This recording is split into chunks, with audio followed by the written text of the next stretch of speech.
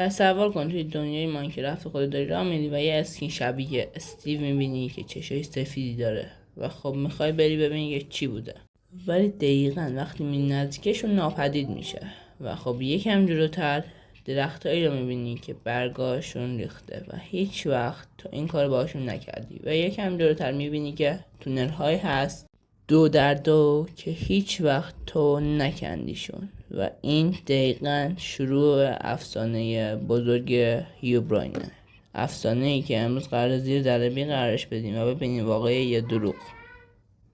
همه چی برمیگرده به یه پست توی فرام در سال 2010. یه کاربرناشناس نوشت که توی دنیای سینگل پلیرش یه شخصیت شبیه اسکین پیشورد بازی دیده، با این تفاوت که چشمای سفید و تو خالی بوده.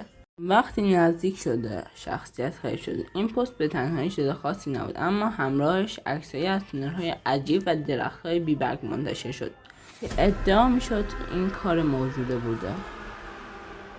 نکته جالب اینجاست که دقیقا همون زمان توسعه دهنده بازی اومد به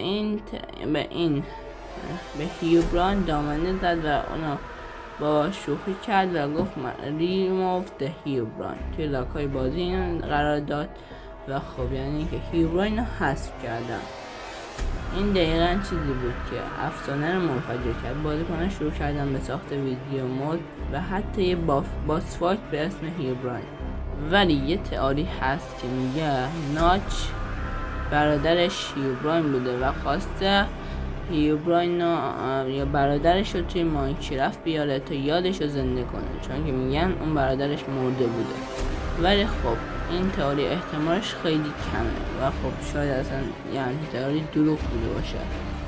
ولی خب میشه گفت تمایل محو به پارادوریا. یعنی چی؟ دیدن آرگوها در چیزهای تصادفی و باگ‌های واقعی مثل لیگ تینک جلیگس که باعث میشه سایه های یا رندرهای عجیب شبیه یک شخصیت به نظر برسن و خب خیلی هم میمدن مود میساختن و این هیوبراین توی دنیاش میآوردن تا بتونن ویو و پول خوب بگیرن.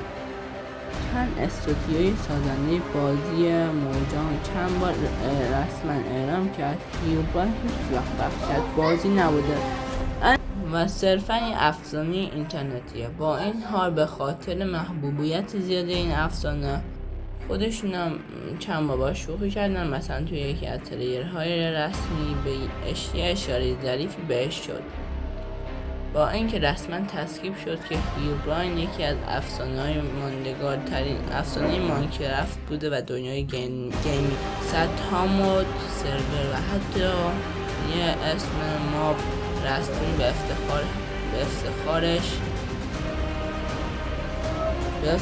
درست شد. اندرمن هایی به شخصیت های خیره میشن از این افسانه الهام گرفته شده ساخته شده. این نشون میده چطوری شایعه ساده میتونه یه بخشی دائمی از فرهنگ یه بازی بشه.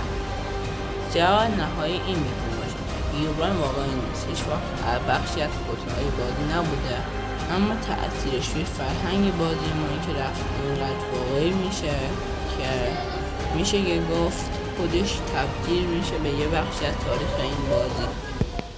نظرت چیه؟ فکر میکنی این افسانه واقعیه یا یه بازی بوده که یه فقط یه بازی بوده یا واقعا یه چیزی تو کدای بازی مخفی مونده؟ تو کامنت ها بنویس. اگه این ویدیو دوست داشتی حتما سابسکرایب کن، چون قسمت بعدی درباره NCT هست.